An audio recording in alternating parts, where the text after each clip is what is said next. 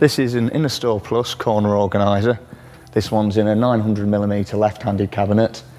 It's also available in right-handed and can be used in a 1000mm cabinet too. It comes with 4 baskets, each one taking a maximum of 7.5 kilos. It utilises all of the space available in the cabinet, and it comes with a smooth, soft closing action. So first of all, unbox all of your components and check them against the fitting instructions to make sure that you've got everything that you should have and everything marries up. For installing this unit, you'll need a tape measure or a ruler, a pencil, a drill, Phillips screwdriver, a rubber mallet and pliers. You must ensure that before installation your cabinet has a minimum internal depth of 502mm, otherwise the unit won't function. First, insert your top runner carriage brackets into your rear runner carriage.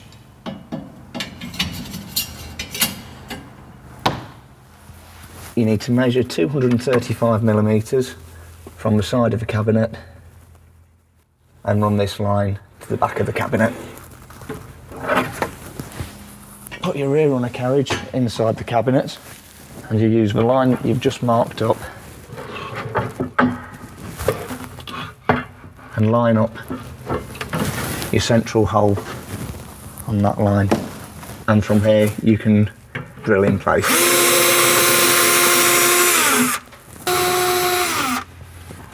And screw into place.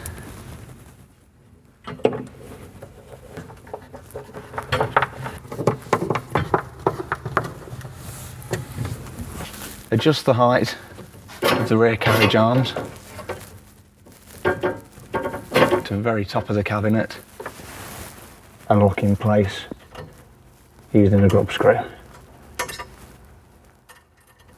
And repeat the process for the other arm.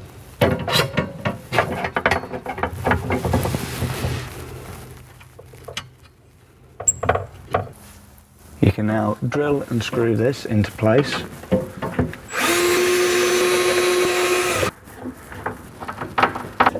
Although not shown here, this would also need to be fixed to the underside of your worktop using these screw holes. And repeat this for the other arm.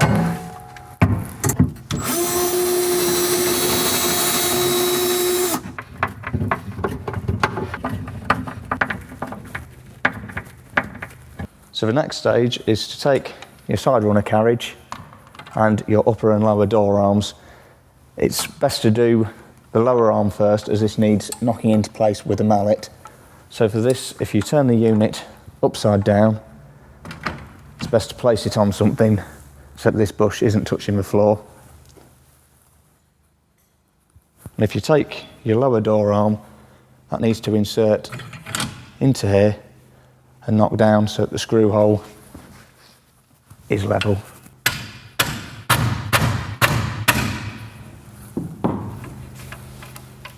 And then you can screw it into place.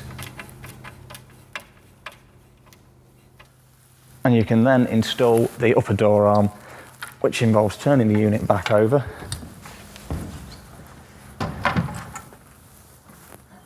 And this one should slide straight into place.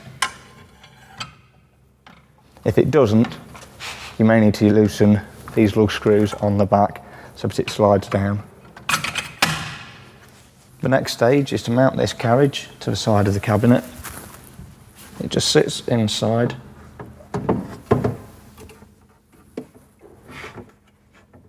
And this bottom corner sits flush with the bottom of the cabinet. This corner sits flush there. And if you pull out, that all flush, you can mark up your screw holes, which are all along the side here.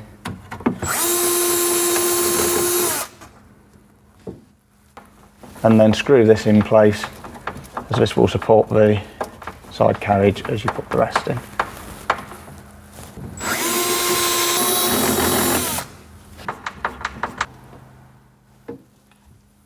And then repeat with these holes down the side. 6 holes in total down the side and 4 along the top.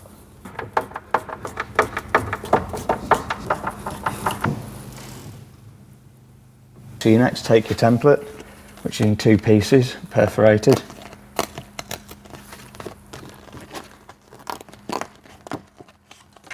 Break it apart and take P1. This sits just inside the cabinet like that, flush against the front and against the side, and then drill for the 4 holes which are positioned there.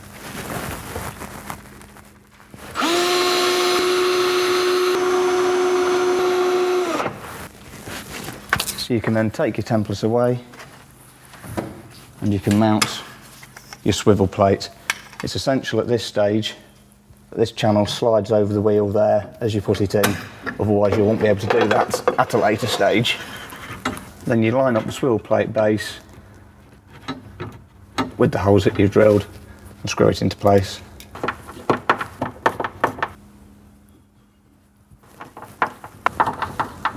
You can now attach the linkage to the rear carriage with a washer in between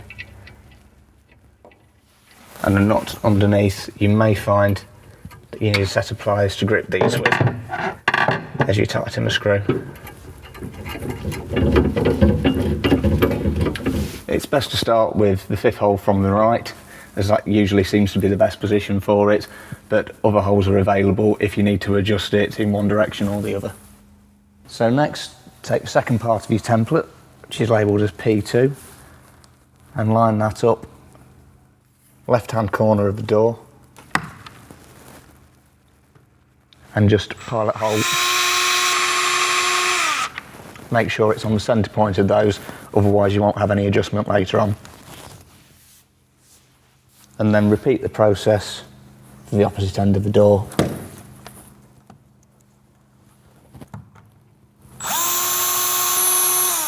It's always worth making sure that you've got something underneath the door to protect it while you're drilling. And from here you can now put on your door mounting brackets and screw into place. And then repeat with the other bracket. On both brackets, the channel here will be to the inside of the door.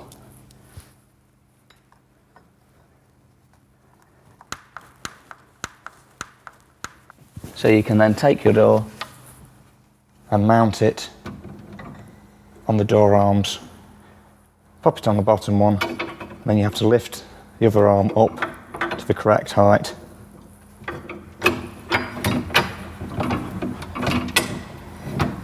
Slide that into place and then lock the arm in position with the lug screws around at this side.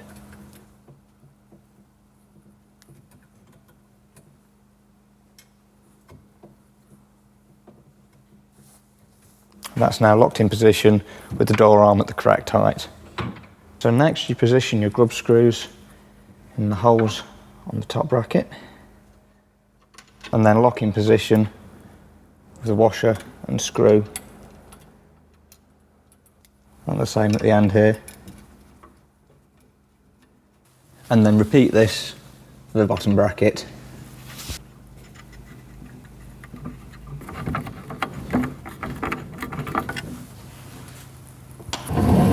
So if you close the unit up,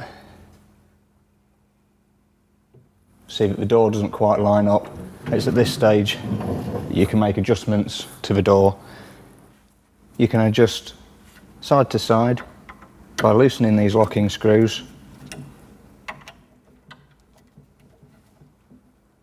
and sliding along, then locking off again.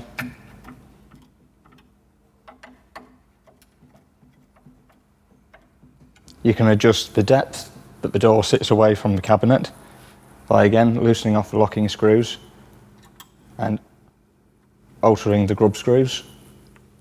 And you can alter the height that the door sits at by loosening off the screws at the top here and at the bottom, sliding the door up and down, and then again locking off the screws in the appropriate position. Once you're happy that you've got the door in the right position, you can then put your cover caps on over the top of these brackets. These just clip into place.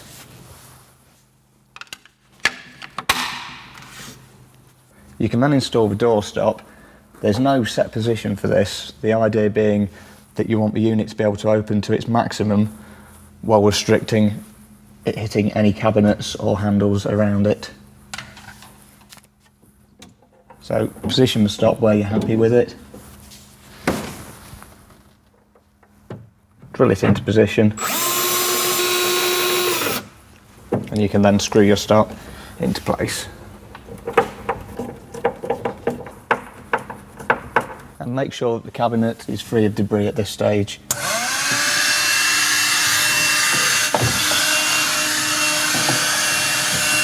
So you're then ready to put your baskets in.